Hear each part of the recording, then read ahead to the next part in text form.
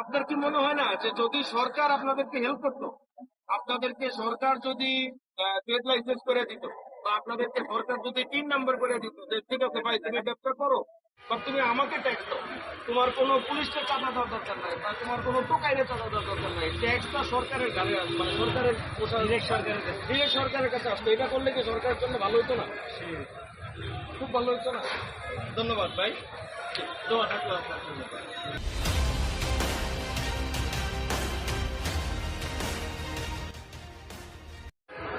তো ভাই আমরা তো আসলে মধ্যবিত্তরা, আমরা সবসময় শোরুমে যাইতে পারি না।